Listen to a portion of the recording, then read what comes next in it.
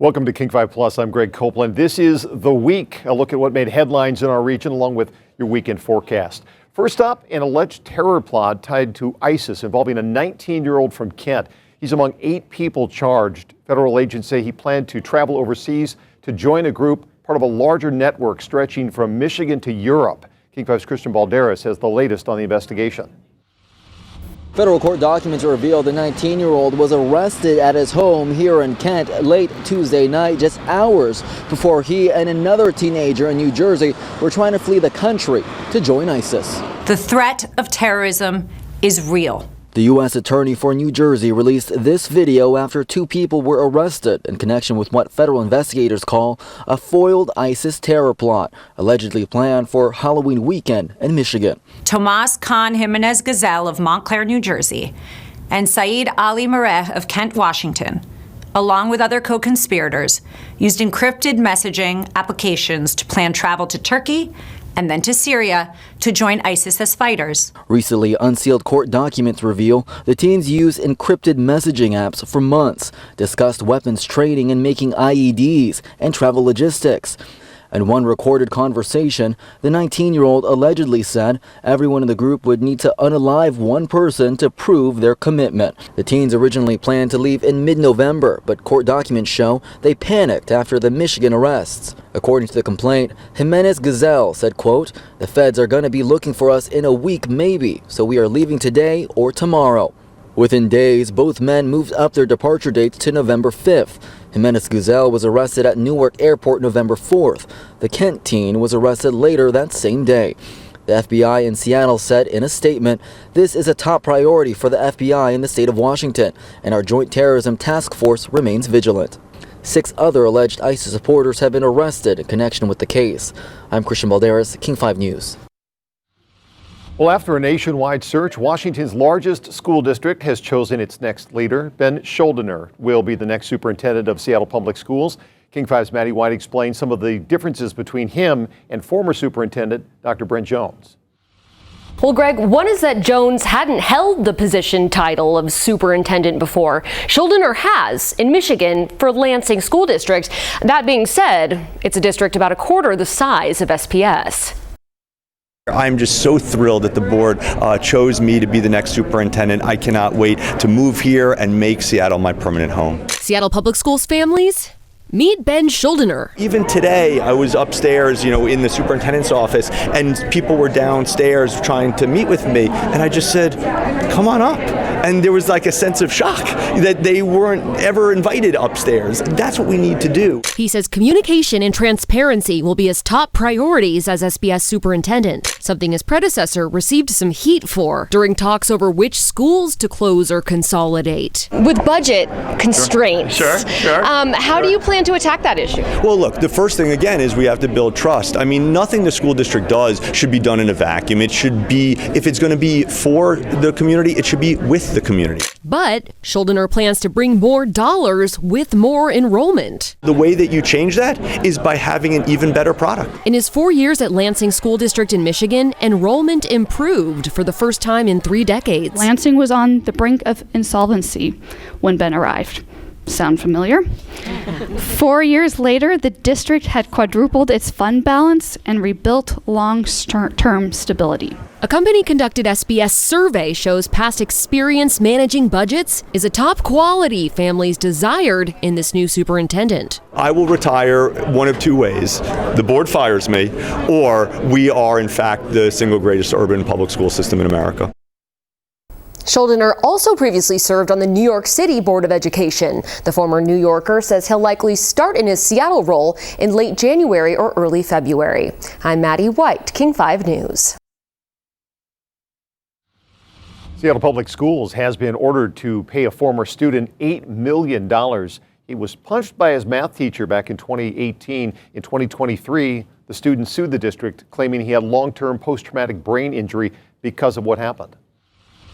This is a life-changing result for Zach, and my hope is that it's a systems-changing result for the school district. A Tacoma family needs your help. They want to find out how a mother ended up buried along the Washington coast. The woman's remains were discovered last month just north of Ocean Shores. Detectives identified her as Annie Fears, but They say they have no clue what happened to her. Her father spoke with King 5's Drew Mickelson. Detectives here in Grays Harbor County don't know if Annie Fears was murdered or if she killed herself or was the victim of an accident. They want the public's help.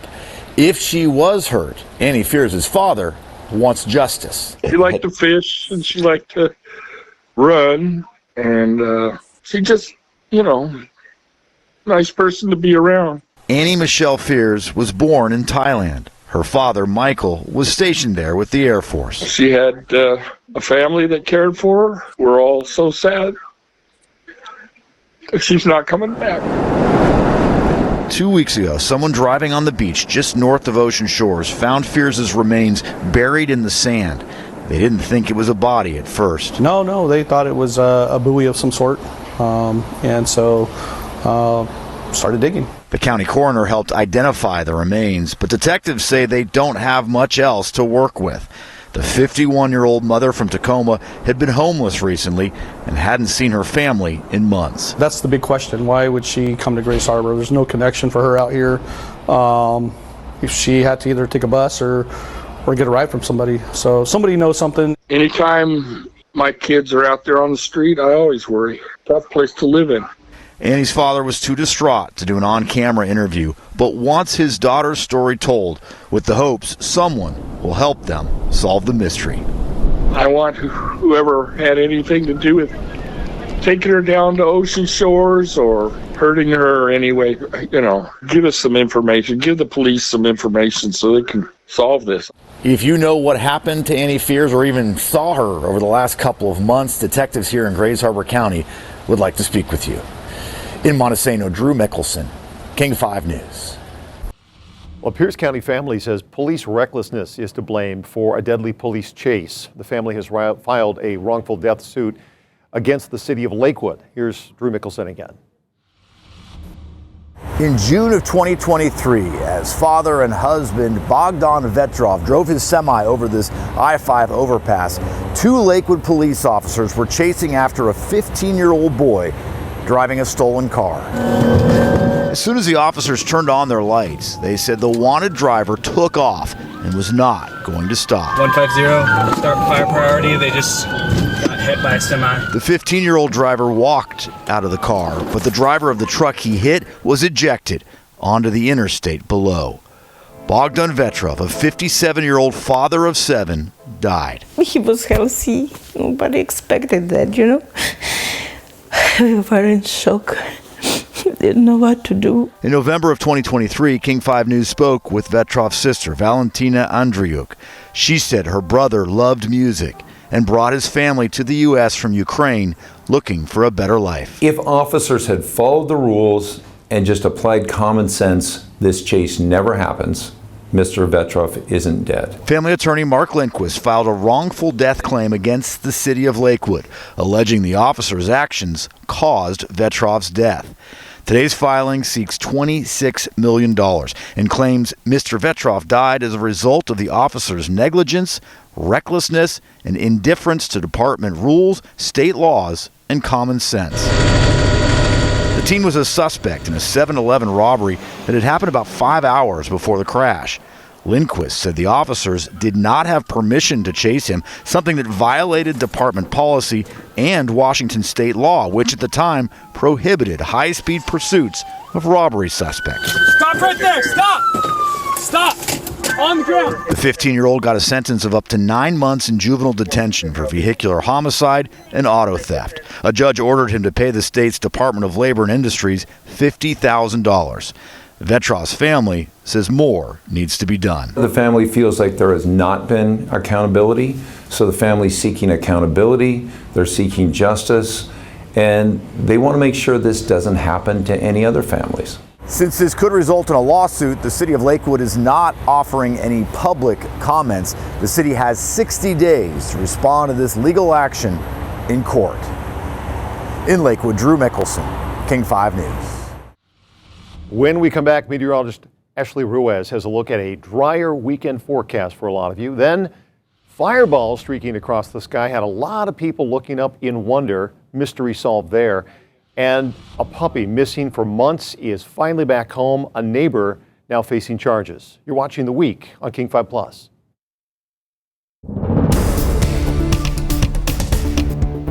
Hey there, welcome to The Weekend. I'm meteorologist Ashley Ruiz with a look at your forecast. It's going to be the driest weekend we've had since early October, so hopefully you can get out and enjoy it because we are going to have showers returning to the forecast late Sunday night.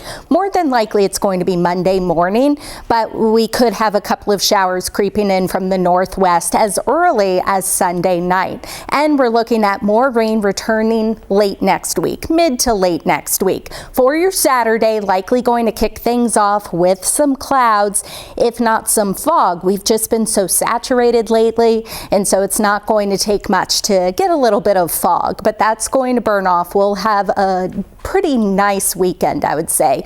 Mix of clouds and sun. Temperatures are going to be above normal in the mid and potentially upper 50s. And the reason why we're drying things out is because we're going to get this ridge building over the region, and that's going to lead to drier weather and warmer than normal temperatures. But then that ridge starts to flatten or weaken as we head into Monday, and that's when we'll get that front moving in, and that's going to bring us a couple of showers. Nothing extreme though. Then we'll get some troughing developing late, more so mid to late next week, and so there's some uncertainties with the forecast beyond Wednesday, but that's likely going to be our next system, maybe an atmospheric river bringing us some more rain.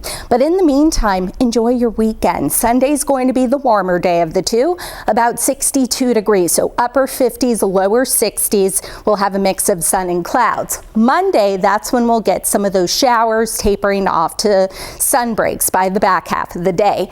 And Friday ended up being a pretty nice day overall, though we had some lingering showers. Most of the precipitation was up in the mountains, higher elevations, but we're all going to dry things out, and we'll still have king tides around through the 9th, but the waves should relax closer to the coast as well.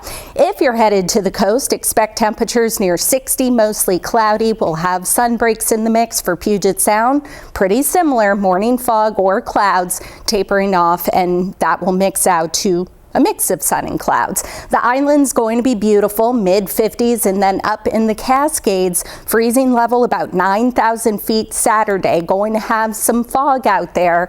And then we get into Sunday, freezing level 13,000 feet. By the way, the Hawks are at home against the Cardinals on Sunday, and that's at 105, and it's going to be mostly cloudy, sun, clouds with temperatures near 60. But all in all, a nice looking forecast for the weekend into our Sunday, once again starting off with some low clouds or some fog, and then here comes that precipitation I was telling you about, a weakening front moving in from northwest to southeast, and that's likely going to bring us some rain, at least for northern areas, especially heading into Monday. And then, as I mentioned, by the end of next week we'll have increasing rain and snow levels will be rather high, so that means rain over the mountains.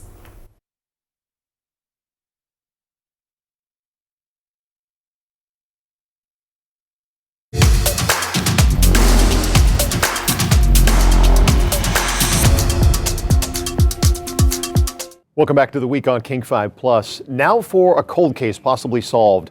The man accused of killing a 14-year-old Seattle girl more than 30 years ago is now charged with first-degree murder.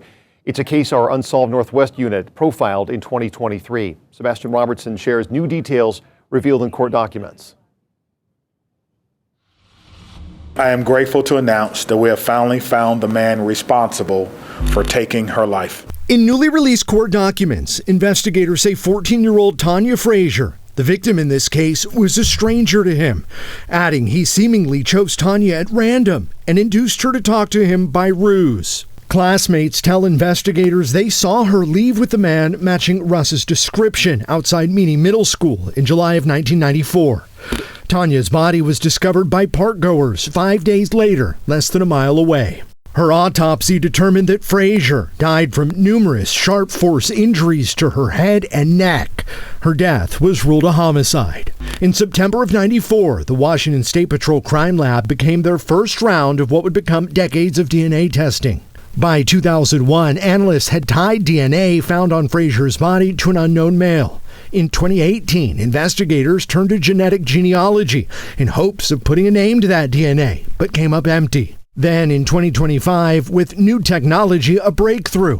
A match linking a single male DNA profile from Tanya's body to Mark Anthony Russ. Russ lived just a mile from the scene of the crime at the time of Tanya's death. A man who Tanya's sister hopes to see in a courtroom. I definitely want to come face to face with him. I don't know what I'd say yet. I don't know. I feel like maybe I'll be able to have real closure. In Seattle, Sebastian Robertson, King 5 News. Also in Seattle, 3 sons are demanding justice after a thief attacked their 88-year-old mother and bit off her finger to steal her ring. King 5's Natalie Swaby sat down with them. Detectives here at the South Precinct began investigating this more than 3 weeks ago. Tonight, the victim is recovering, and her sons say she's showing extraordinary strength after a vicious attack. Can you imagine 88 years old? I know she's having nightmares. Together, a family faces a devastating act of violence. She's got a fracture over her eye, fractured cheekbone, fractured ribs. 3 brothers struggle to process what happened to their mother, Emma Cotton. She's a fighter. Marvin and Ricky live in Seattle. Wes lives out of state. We hope to have this person off the street so this doesn't happen to someone else's relative. Distance separates them, but a single mission unites them. Justice. Justice to me is just her coming home. October 13th in the Rainier Beach neighborhood in broad daylight, Emma stepped onto her back porch to do chores. A routine moment quickly turned violent. She felt somebody breathing behind her, and she said as soon as she turned around, he just started punching her, assaulting her. The attacker demanded her jewelry. She said, listen, if you wanted that, I'd take it off and give it to you, but he probably wasn't in his right mind. He dragged her into a garage, then bit her finger off before fleeing. Surveillance cameras captured these images of the suspect.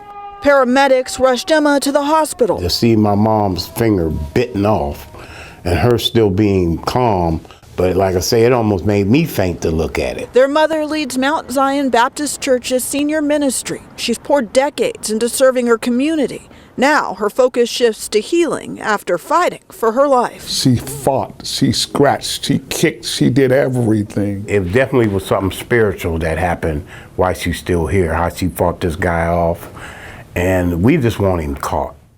Emma Cotton continues to recover at a facility, and her son says she is showing a fighting spirit and remarkable grace, telling them that she already forgives the person who attacked her.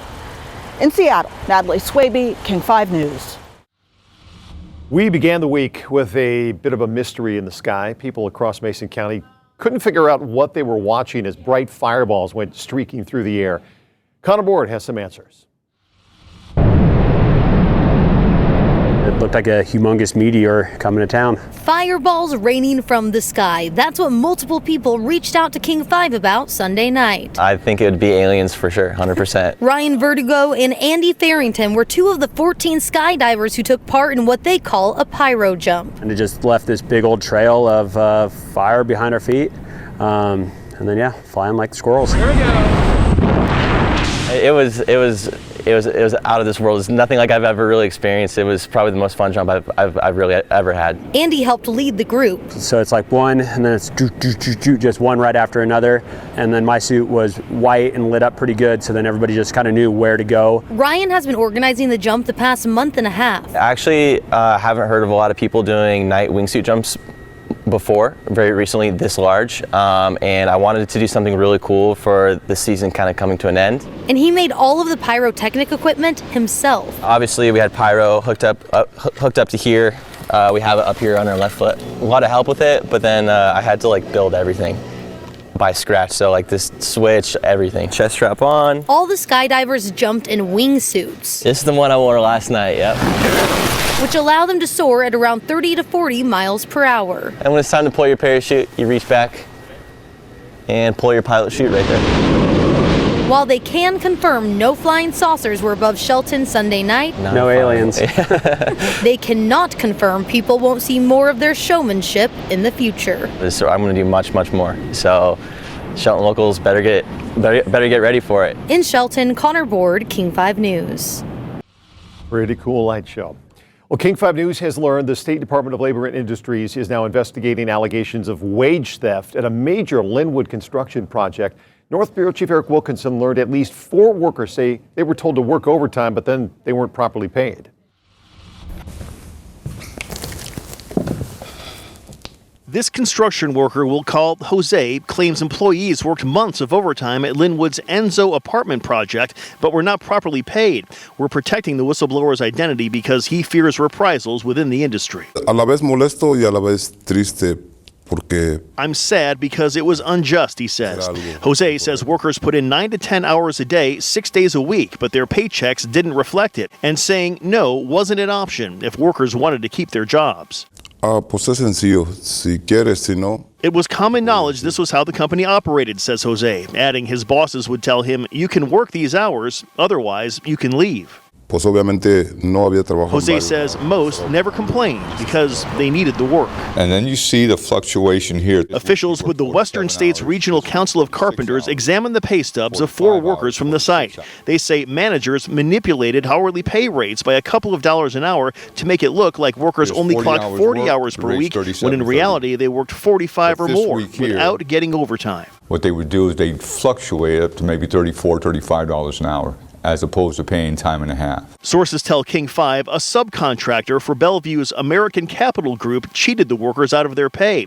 They tell us ACG was not aware the theft was happening, immediately initiated an investigation, and the 4 employees were compensated a total of $2,125. The subcontractor remains on the job. These job sites are clearly crime scenes. The council's Zach McCown wants statewide legislation passed to protect workers and hold contractors accountable. We need to hold these developers financially responsible, who they hire as far as a general contractor, and we need to hold these general contractors financially responsible for who they hire for subcontractors. Jose suspects many more co-workers were cheated. A veces es difícil hacer las cosas. It's hard doing the right thing, he says, but I don't want this to continue. As a result of this, we're told ACG is reaching out to workers here, telling them about wage theft and how to prevent it. In Linwood, Eric Wilkinson, King 5 News.